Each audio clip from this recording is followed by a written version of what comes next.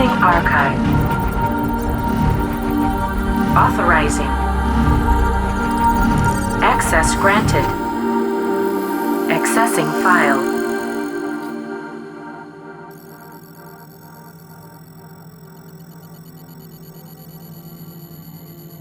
Yeah, let's just hop right into it. I'd love for you to introduce yourself and talk about the projects you're currently working with. Yeah, absolutely. So my name is Kaelyn Gray. I actually just graduated from Marquette University up in Milwaukee. I am currently the project manager at Gravitas Recordings and the press and licensing coordinator over at Pivotal Agency. I do a couple things on the side as well. I do lead a local street team in Milwaukee called Lex Barton Presents. Also, I do write at a couple blogs such as Festival Squad, Culture, Raver Rafting, etc. Amazing, so much. You're doing a lot. Let me ask, before you got into your work with Gravitas and Pivotal, which is where I know you from, was your street team prior to that? Yeah, I joined the street team in fall of 2017. That was my first actual introduction into the music industry in itself. When I first joined, it was this cool way, to meet new people, rub some elbows, and go to free shows. Over time, I realized that I wanted to be more involved in some capacity. So that's how I actually got into writing. I got into writing about a year after, in the winter of 2018. And it was a really great way for me to kind of go outside of the local community, just because Milwaukee, it's very tight knit, but it's also pretty small, especially compared to Chicago, which is about 2 hours down south. So it was a great way to kind of expand my horizons in a way.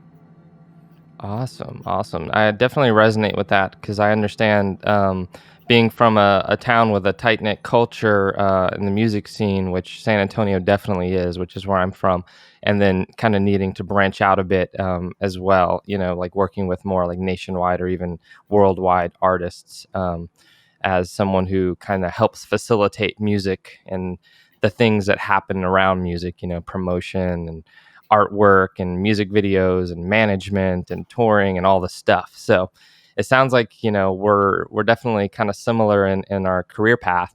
So let me ask, when did you like what opened up for you that helped you decide, hey, music is definitely a path I want to take? And how old were you, and what kind of things would you say were those doors that were opening, or those things that were clicking for you that helped you to decide, I want to go down this path?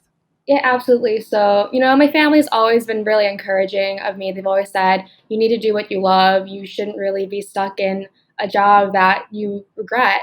And so that really resonated with me. And when I started doing street team work, I was just a normal street team member, but that really helped cultivate my passion for working within music and the industry. And that's when I would think to myself, what am I passionate about? What career should I get into? I always thought, music makes me so passionate, but I know it's so competitive, and also because Milwaukee is so small, I didn't see a ton of upwards growth, if you know what I mean. It was a great way to Hmm. get your foot in the door, but whenever people would say that to me, I would always be a little bit skeptical, especially when I was first starting out and I didn't have a ton of knowledge about the industry. Um, Over time, I was working at a supply chain for senior living, and I was doing that as my internships, and I was fully prepared for that to be my full time job after I graduate. And then one day, I guess I kind of had a snap in judgment. I was thinking, why am I being complacent with not being happy and not pursuing music when I'm honestly not even trying that much?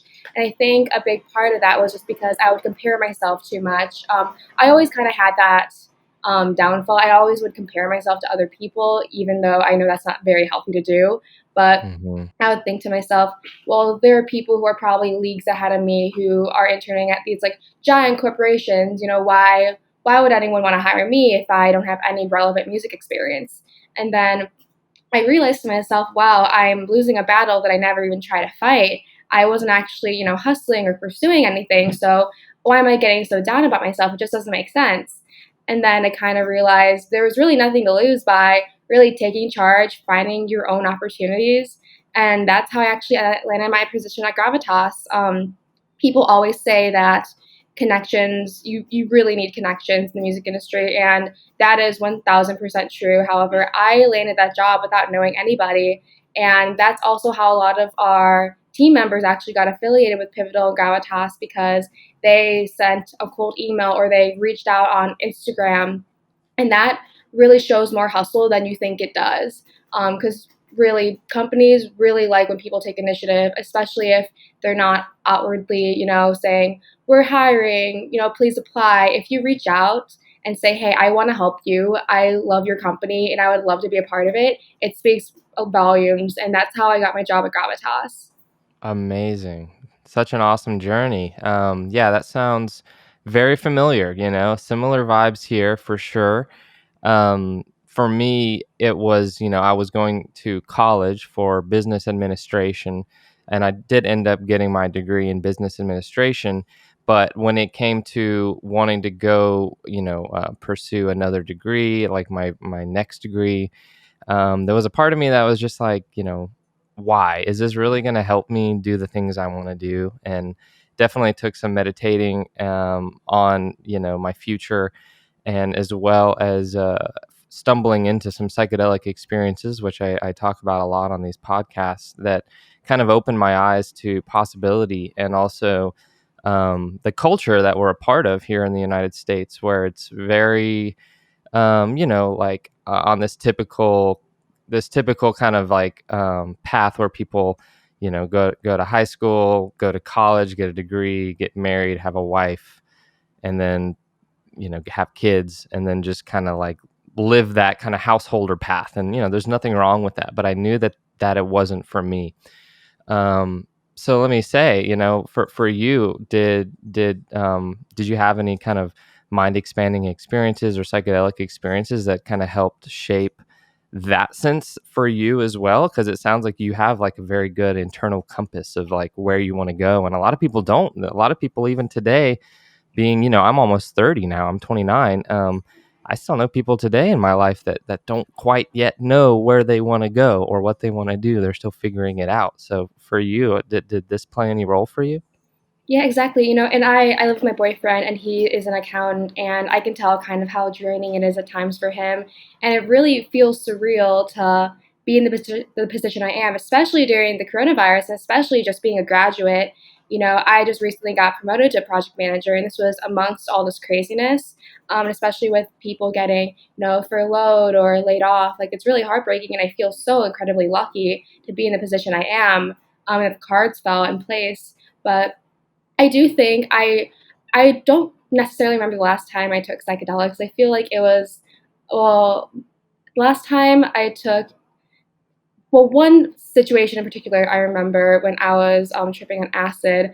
I do remember, thinking about music and how much it connects us all, and I think that was also a big catapult into, me really looking at it more in depth than I normally did, just because Mm-hmm. you listen to music and you love the sounds, you think, you love certain artists, you think it sounds great, but then you don't really look specifically into that culture. And it really made me think about electronic culture in general, which is just, it's so amazing how someone who likes the same artist as you can honestly instantly make you become friends in a way I feel like most other genres, aside maybe like metal and psychedelia.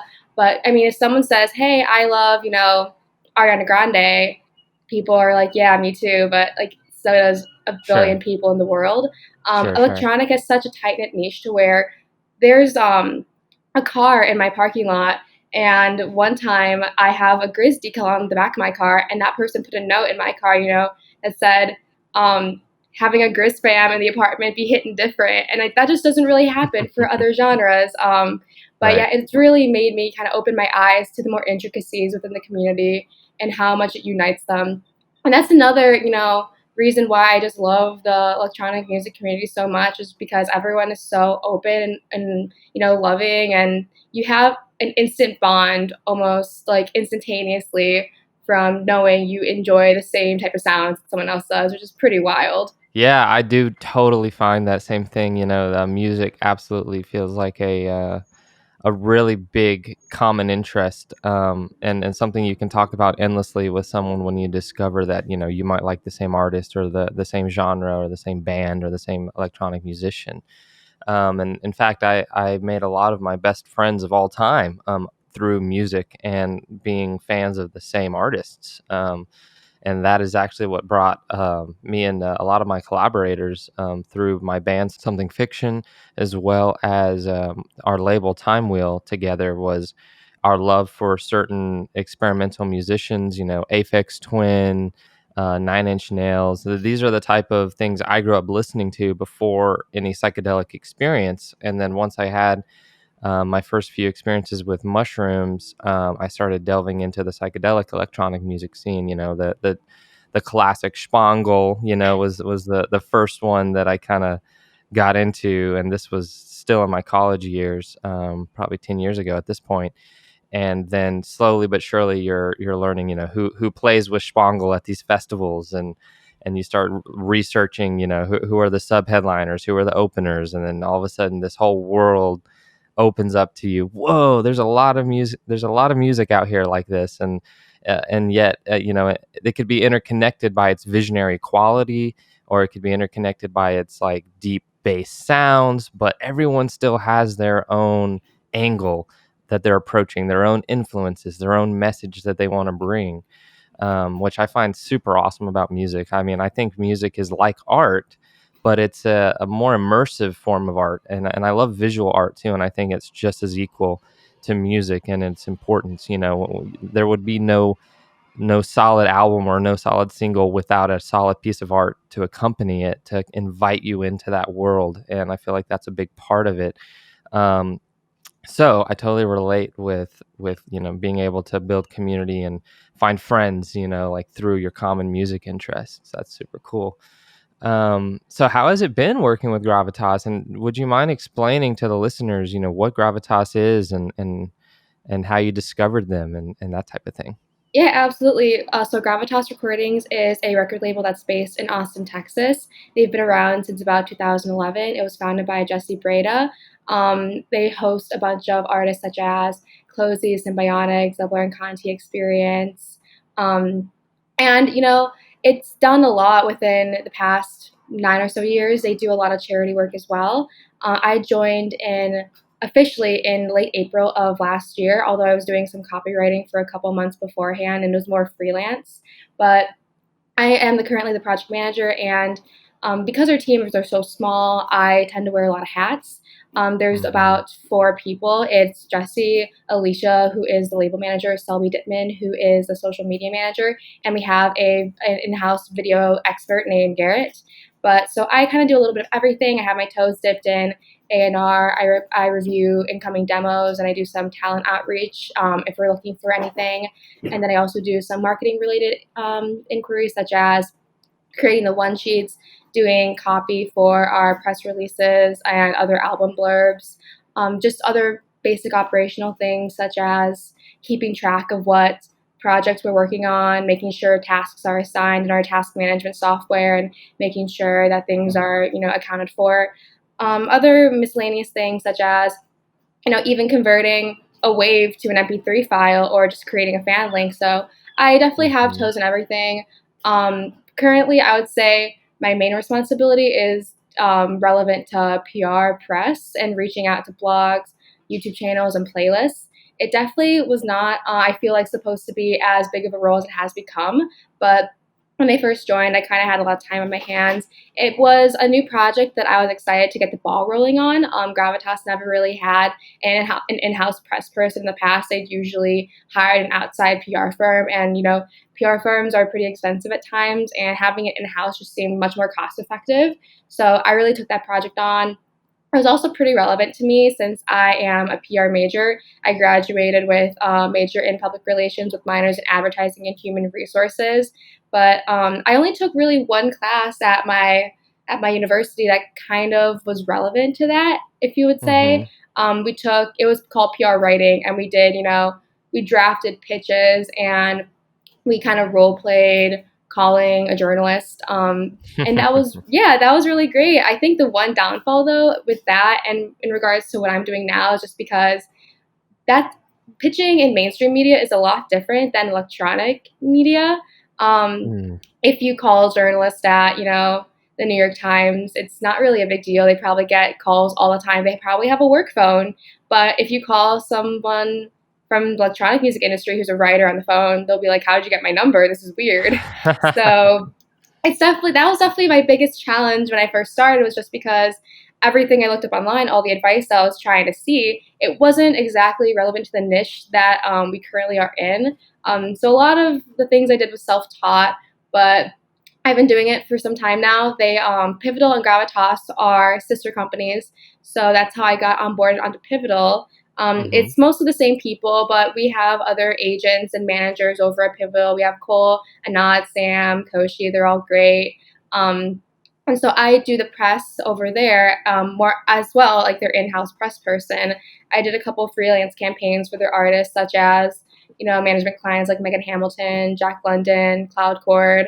And then I'm kind of expanding a bit more into more live events. Not that any are happening right now, but I helped a Mm-hmm. bit with the Blue Tech tour, a bit with the Jack London tour when he was still touring for his Thoughts album. Um, Mm-hmm. and I'm currently getting more involved in licensing at Pivotal as well.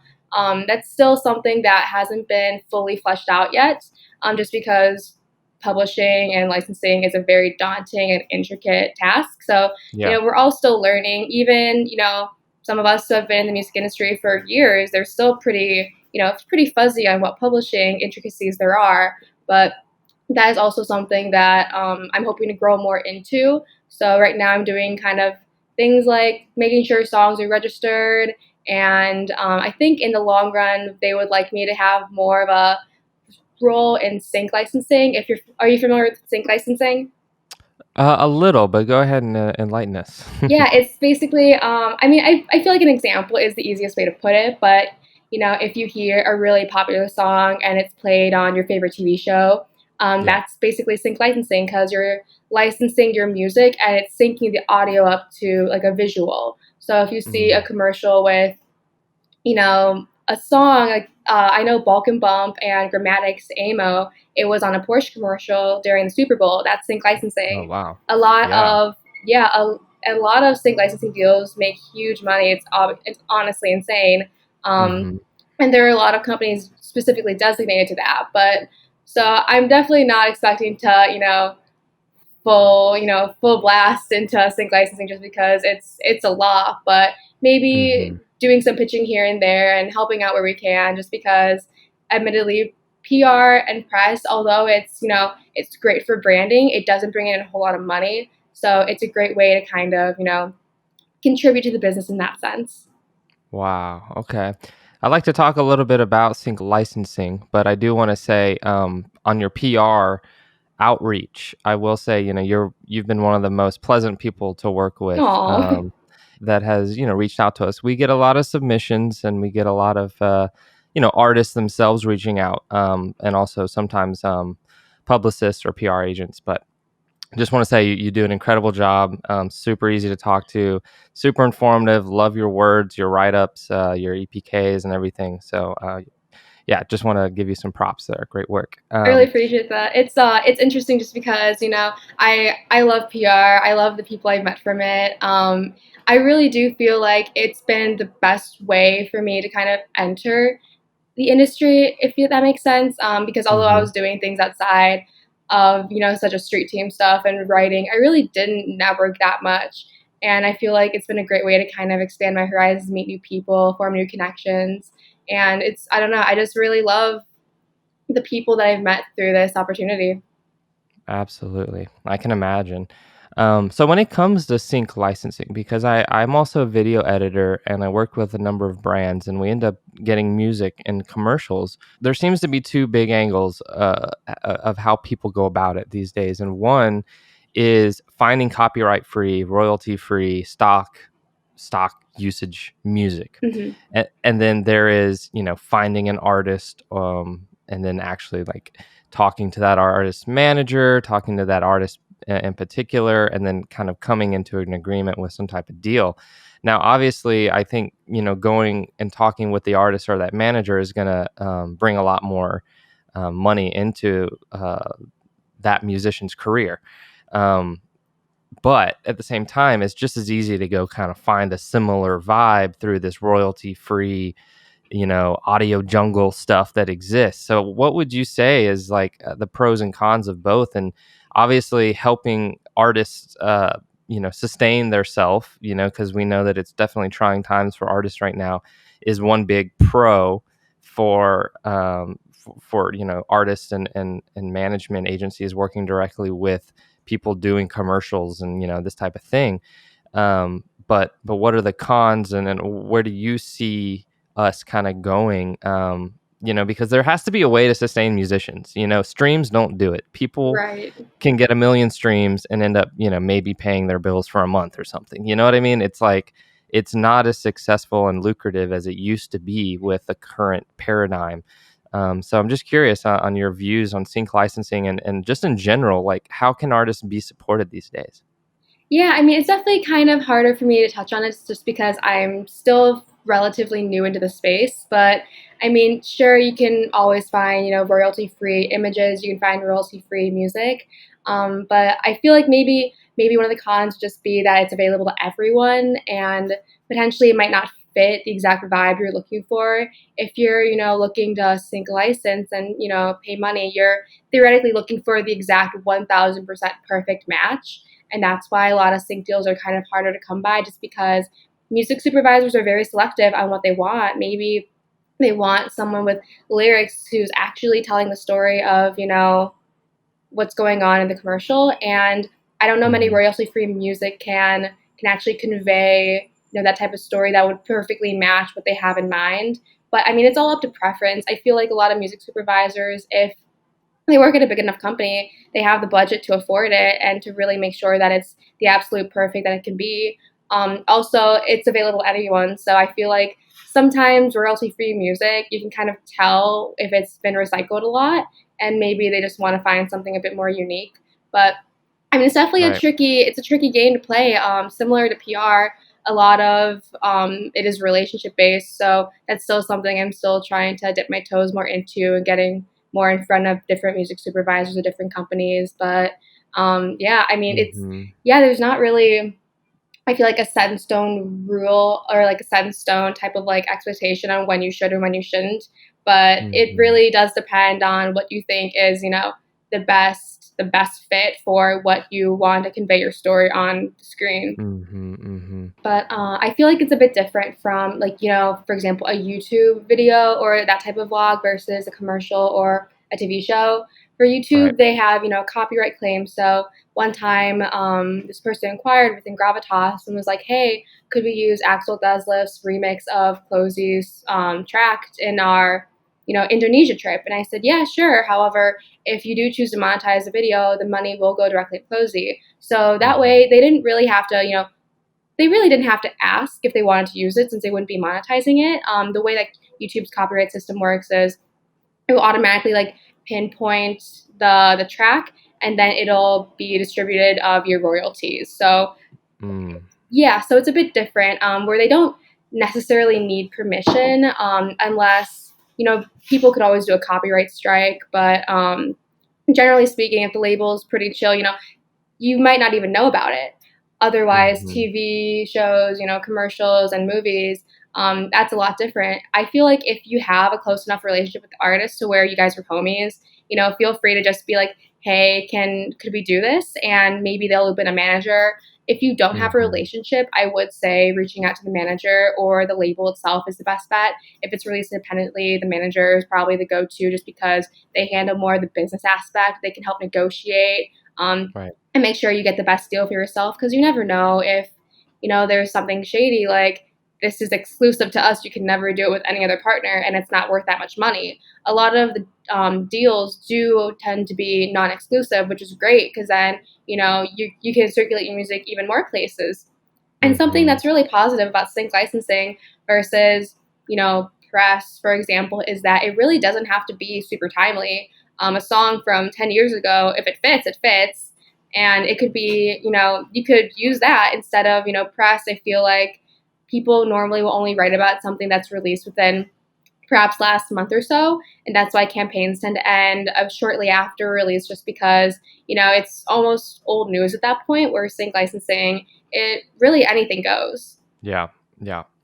Yeah, I can see that. That's awesome. It seems like a much more a route of much more longevity, being able to shop your music around, or at least a manager shop the music of an artist they're managing around to, yeah, brands and stuff. They're like, hey, I'm a big fan of your brand. I notice our music aligns with the vibes I've seen in your past commercials, your past social posts, so on and so forth. I think that's something that people should really consider because, as I was saying earlier, it's hard times for music right now. I know that people, we're speaking in the quarantine age. Just for people, if you hear this later and everything's back to normal, which I hope happens. Fingers crossed.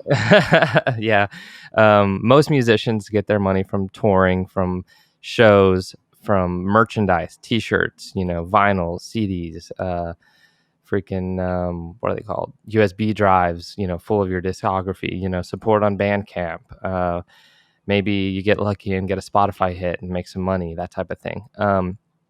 How can artists, just thinking outside of the box, and I'm sure you've gotten some insight in your meetings and stuff, how can artists adapt right now, because it's a big time, and people don't want to stop doing what they love, you know what I mean? It's like, I know that the money is maybe drying up right now with local musicians. People can't go, play a show and make $200 or whatever it is, the way that they could just 2 months ago, 3 months ago. And yeah, like, what have you seen, and what do you suggest, maybe, having been in this field for a while, that artists do right now to make the most of this time?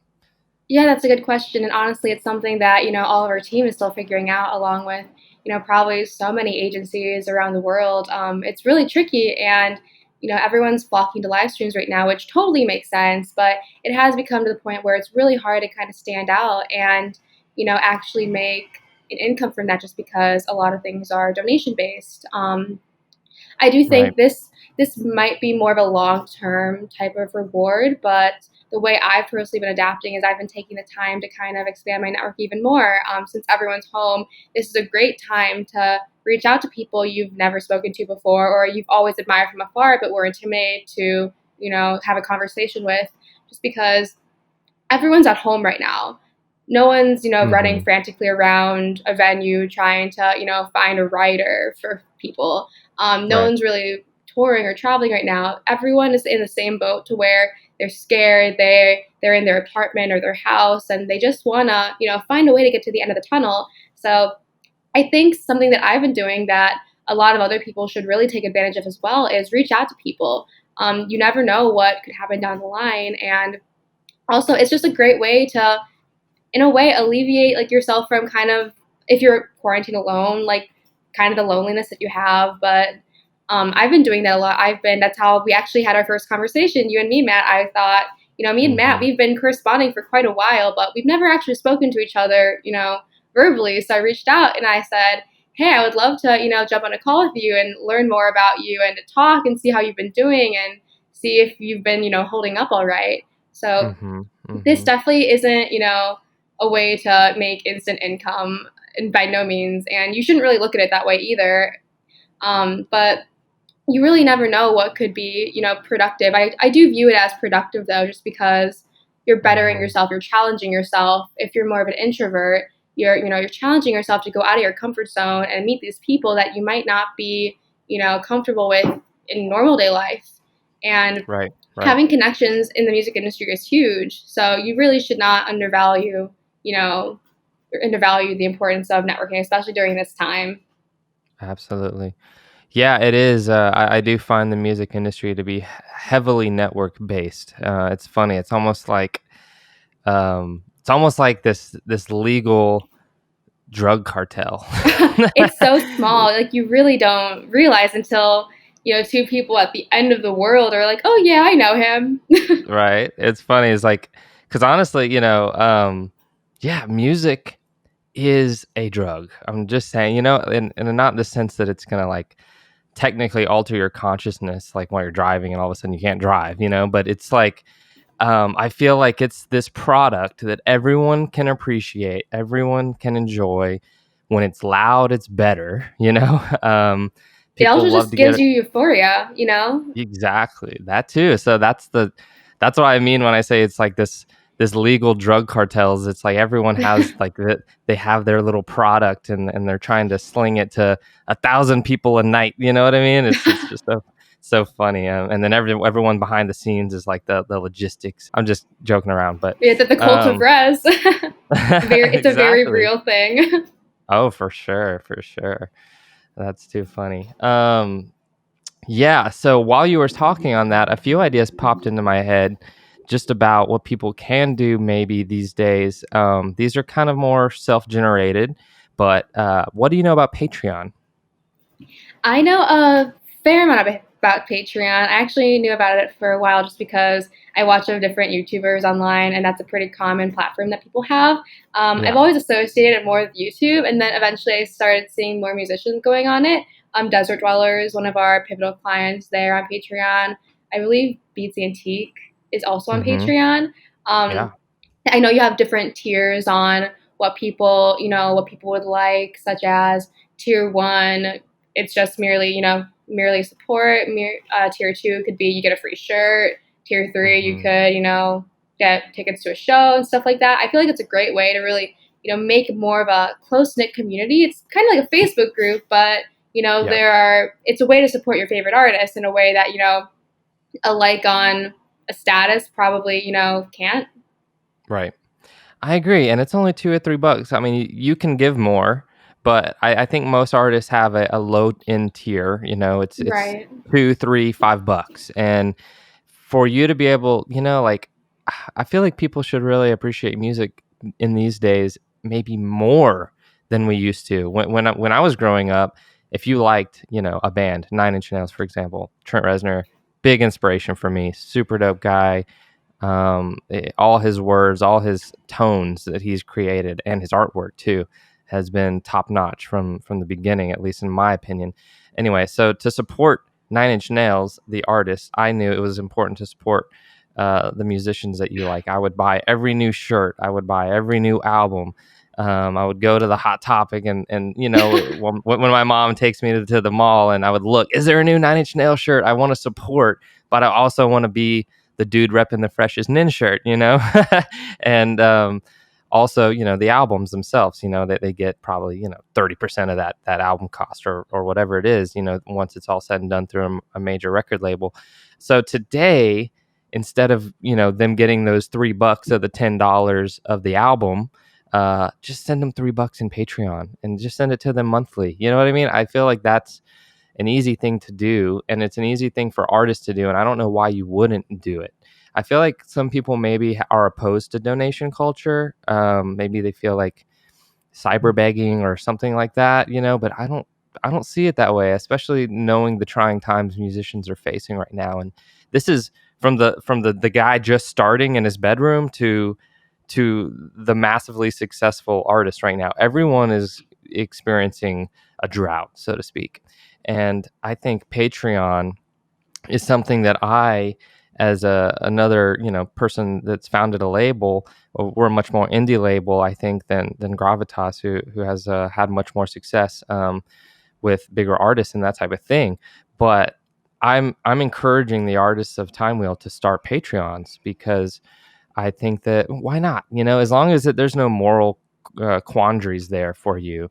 I think, if you get 10 people to donate you $5, that helps, and over time it'll scale up if you keep releasing, if you keep dropping new stuff, making exclusive things for that Patreon community, that you can end up making a $500 or $1,000 a month. And who doesn't want that? You know what I mean? As long as you put in a little bit of the elbow grease and make it happen. I feel like if someone was to ask me, hey, would you consider donating to my Patreon to support, my art or my music? I'd be like, yes, I will. It's $2-3. You know what I mean? What is that? A cup of coffee at Starbucks and I get to support someone living their dream.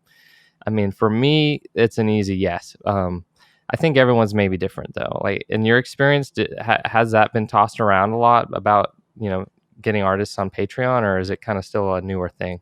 It's still relatively newer. Out of all of our clients, I think Beats and Desert Dwellers are the only ones who are actually, actively using it. I think Hmm. one of the stipulations is that it can be a major commitment at times, just because in a way, you're advertising more exclusive content and access, and you want to be able to deliver that. So I think that might be maybe more of Hmm. a reason people are more hesitant to just go on it, just because you don't know if you have the time to do that. But as you said before, yeah, I definitely feel like no matter what you do, people will have a reason to be upset about it. Like you said, cyber begging. As long as you're not, making people feel guilty or bad or shame them in a way for not giving you money, like that's the total other league. But it's Hmm. much different to say, hey, I have this Patreon. If you would like to support me and support what I'm doing, you can go here. And if you want to donate a higher amount out of the goodness of your heart, we will give you something to compensate you for that. We'll give you a shirt, or we'll do this just Right. to give you our thanks for helping us out during this time. Another great way, maybe if you don't want to, because I don't know if Patreon does that thing where it's more monthly or if you can do one-time donations, but another place that you could do donations is Bandcamp. I feel Yep. like Bandcamp is a bit overlooked in a way within streaming, just because Spotify and SoundCloud are so huge. But Bandcamp is also a great way to kind of discover new music, and you can actually get downloads from different music. All of our releases on Gravitas is absolutely free on Bandcamp, so you can download it for free. But we do have a donation option, and it's almost crazy to see how many people will go out of their way to donate to the music that you're putting out. I do think that the pay what you want method is very it's kind of overlooked as well. I feel like people are more generous than you give them credit for at times, and Hmm. it's absolutely insane. And Bandcamp has been doing a couple days where all of the donations on that day will go directly to the artist. Usually they take a bit of a fee, but on those days, donations just explode, and it's incredible. Hmm. And Yep.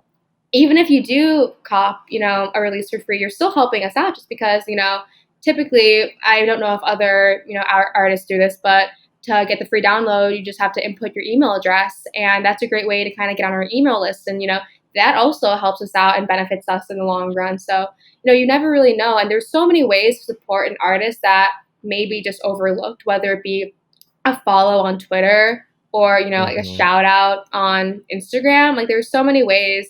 And even if you don't have the money, but you still want to support other people, there are ways to do that as well. So it's definitely a hard time, but I really appreciate how I've seen so many statuses of so many people. It's just saying, how can I help you guys? Or I'll see so many articles reading, 10 ways to help our artists during the pandemic that like don't require you to spend money. That's a very long title and that's not verbatim, but Yeah. Yeah. yeah. No, I know what you mean for sure.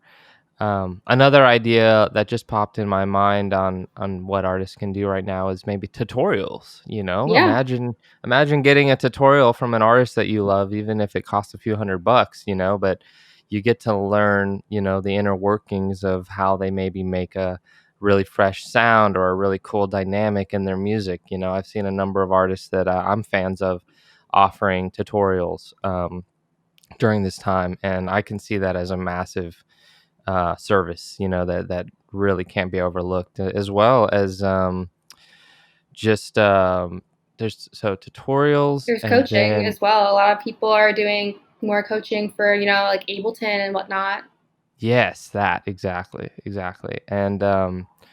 and also mastering services. If Hmm. you're a dude that is really proficient at mastering and making that final polish on a track or a mix sound incredible, maybe open up your studio for some mastering gigs during this time.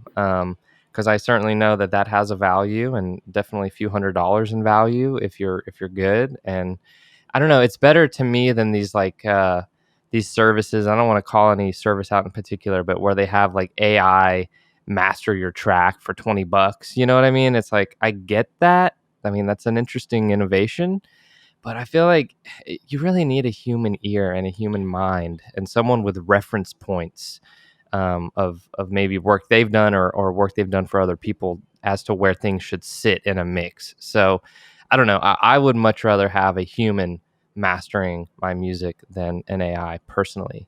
So that's just another thing that maybe artists could consider doing during this time. Mastering, tutorials, coaching, sync licensing deals, maybe out with outreach independently, or if you're lucky enough to have an awesome agent like Kaelyn, they could do it for you, that type of thing. So, what is your kind of goal? Like, what has been your vision for joining the visionary music community, and where do you hope to go? And what does your future life look like? Yeah, absolutely. I feel like my long term, where do you see yourself in 5, 10 years has drastically changed so much in the past couple of years. For a long time, I wanted to be a journalist. Then I wanted to be, like a hiring manager at like be in HR, and that's why I minored in HR. And then I decided to get into music, and I feel like I'm still dipping my toes in everything. I would love to kind of experience everything in some capacity. But right now, I do love doing PR. However, I don't. I kind of want to not make that my primary focus. I would love to kind of have a bunch of different roles instead of just rely on that. But I Hmm. do Hmm. think, I love being on the label side of things, and I would be interested in dipping my toes in maybe management or booking one day. I don't know if I'm ready to, take on that right now, but it's kind of hard to tell. I'm pretty fluid. I'm pretty flexible. Hmm. It's really nice that our teams are so small too, just because you're not really set in stone in like a specific role. You can learn almost anything, and something that I'm going to get more ramped up with at Pivotal is I'm going to help more with, community management and such. So it's really Hmm. nice not having, a set in stone box that you have to, only operate out of with your role. But, my boss are the founders, so they can kind of do whatever they want. They can, allow me to do something if they think it'll be, instrumental to my growth and really help the company out. Um, Hmm. yeah, so down the line, it's kind of hard to say just because things, move so quickly. But I'm Yeah. definitely interested in, pursuing more of like a manager agent type of, experience. I wouldn't say role in a way, but I'd love to, help out in that type of capacity and Hmm. see what the inner workings are. Right. Can you see yourself on the road, in a tour bus? Well, I always wanted to kind of live van life, but I have two pet chinchillas, and I could not leave them alone. It's like having kids in a way, to me at Yep. least. No, I Um, know. Yeah, I have a dog, they're a so French bulldog. dependent. Yeah, they live Yeah. in like a huge cage, and they can die Hmm. from almost anything, even if it's over 75 degrees. Oh, They'll wow. get heat stroke. So yeah, they cannot do van life, but Right, right. and they live forever. So Yeah, how long do they live? they can live from like 10 years to 20 years, Oh, and wow. my babies are almost 3. So I got them for a long time, Yeah, you do. but I love Wow. them. That's cool. Do you have any other animals? My family's always had dogs. It's actually kind of funny just because up until I was 9 years old, I was terrified of dogs. And then all Mhm. of a sudden, my grandma was like, "I'm gonna get a dog for you," and I just was, shaking in my boots, saying, "Please Yeah. don't get a dog. I'm so scared of dogs. Please don't." But they did anyways, and that's Mhm. actually how I ended up, loving dogs, just because the one that we did get when I was 9 kind of helped me override my fear. And we still have her. She's my mom's dog now, and our family still has them, but not me and my boyfriend don't. Our apartment's way too Mhm. small. It's like 347 square feet. So Mhm. it's not Mhm. very ideal for, a dog to live here. Sure, sure. Yeah, I get that. Actually, same here. When it comes to dogs, I remember I was bit when I was probably like 5 or 6 years old. Oh, Pretty rowdy in my like upper abdomen area. I was like reaching down to say hi to the dog, and it oh, jumped up and bit my like top ab or whatever, and aggressively? yeah, and since then I was pretty afraid of dogs, but my mom got one, and then it was a poodle. I mean, super nice, super easygoing, and I learned to love them again. And now I have my little Frenchie, and he's definitely been a challenge because they say that they're big dogs and small dog bodies, and I definitely get that sense because he thinks he owns the house. It's his place, so he's always checking in on everyone, and if anyone comes in, he's gotta be there. You know what I I mean, mean? it's his world. You're just living in it. I know, that's so funny. Animals are awesome. Well, I just want to thank you again, Kaylin, so much for your time today and your insight and for all the work you're doing. Again, you're always a pleasure to work with. And you're doing great things. So I wish you the best in your journey, and yeah, just keep kicking ass. And again, thanks for joining the podcast. Yeah, absolutely. Thank you so much for having me. This was a blast. And, definitely keep in touch. I love always talking to you. You've been absolutely amazing to work with as well. Thank you so much. All right, you have a good day. Thanks, you too.